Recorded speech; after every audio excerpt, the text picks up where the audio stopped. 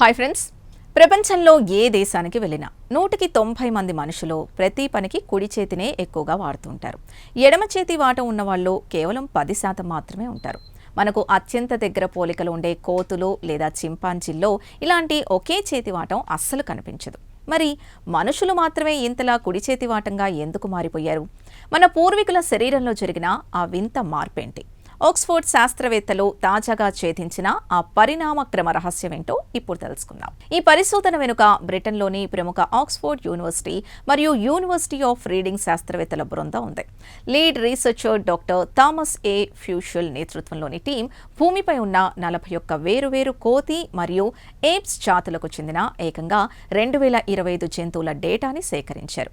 ఇవి వాడే టూల్స్, సమాజ నిర్మాణం, అలాగే శారీరక కొలతల్ని బేసియన్ మోడలింగ్ అనే సూపర్ కంప్యూటర్ టెక్నాలజీ ద్వారా విశ్లేషించారు. దీనికి సంబంధించిన పూర్తి సమాచారం ప్రతిష్టాత్మక PLOS బయాలజీ జర్నల్లో అధికారికంగా ప్రచురితమయ్యాయి. ఈ సుదీర్ఘ విశ్లేషణలో శాస్త్రవేత్తలు మనుషుల కుడి చేతి వాటానికి గల 2 ప్రధాన కారణాల్ని కనిపెట్టారు. అందులో మొదటిది మనుషులు 2 కాళ్లపై నిటారుగా నడవడం ప్రారంభించడం. కోట్ల ఏళ్ల క్రితం మన పూర్వీకులు కోతుల్లా 4 కాళ్లతో కాకుండా 2 కాళ్లపై నిటారుగా నడవడం మొదలుపెట్టగానే వారి చేతులకు నడిచే పని పూర్తిగా తప్పిపోయింది. దాంతో చేతులు ఫ్రీ అయిపోయి కేవలం వేటాడటానికి, ఆహారం సేకరించడానికి, ఆయుధాలు తయారు చేయడానికి విడివిడిగా వాడటం మొదలుపెట్టారు. ఇది శరీరంలో ఒకే చేతిని బలంగా వాడేలా ఒత్తిడి తెచ్చింది. 2 కాళ్లపై నడవడం ఒక ఎత్తైతే మన మెదడు సైజు భారీగా పెరగడం ఇందులో అసలైన ట్విస్ట్.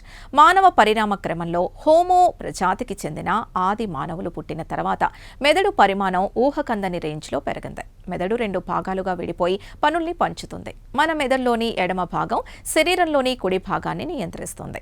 మెదడు ఎడమ భాగంలోనే భాష, టూల్స్ వాడే తెలివితేటలు కేంద్రీకృతమై ఉండడంతో ఆటోమేటిక్గా మనుషుల్లో కుడి చేతి వాటం విపరీతంగా పెరిగిపోయిందని శాస్త్రవేత్తలు మ్యాథమెటికల్ ఈక్వేషన్ల ద్వారా నిరూపించారు.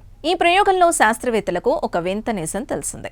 డైనోసార్ల కాలం నాటి ఆది మానవ అవశేషాలైన ఆర్టిపిథెకస్, ఆస్ట్రలోపిథెకస్లలో ఈ కుడి చేతి వాటం చాలా తక్కువగా ఉండేది. కానీ హోమో ఎరెక్టస్, నియాండర్తల్స్ కాలానికి ఇది బాగా పెరిగింది. అయితే ఇండోనేషియా దీవుల్లో బతికిన హోమో ఫ్లోరసియన్సిస్ అనే ఒక వింత పొట్టి మానవ జాతికి మాత్రం ఈ కుడి చేతి వాటం అస్సలు లేదు. ఎందుకంటే వారి మెదడు చాలా చిన్నది. పైగా వారు నిటారుగా నడవడంతో పాటు చెట్లు ఎక్కడానికి కూడా చేతుల్ని వాడేవారు. దీన్ని బట్టి మెదడు సైజు, నడక కరెక్ట్గా ఉంటేనే కుడి చేతి వాటం వస్తుందని పక్కాగా రుజువైంది. అసలు ఈ ఆవిష్కరణ ఎందుకు అంత ముఖ్యం?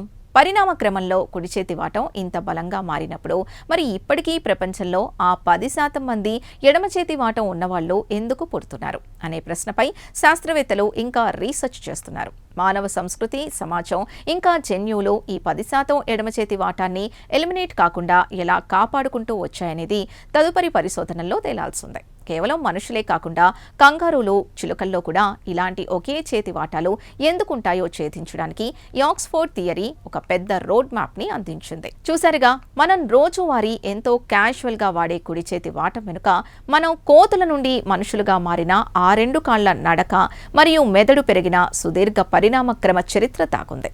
ప్రకృతి మన శరీరంలో డిజైన్ చేసిన ఈ వింతైన ఎవల్యూషన్ రహస్యం మనల్ని జంతువుల కంటే ఎంత ప్రత్యేకంగా చేసిందో ఈ రీసెర్చ్ నిరూపించింది. ఈ ప్రత్యేక కథనంపై మీ అభిప్రాయాల్ని కమెంట్స్ ద్వారా తెలపండి.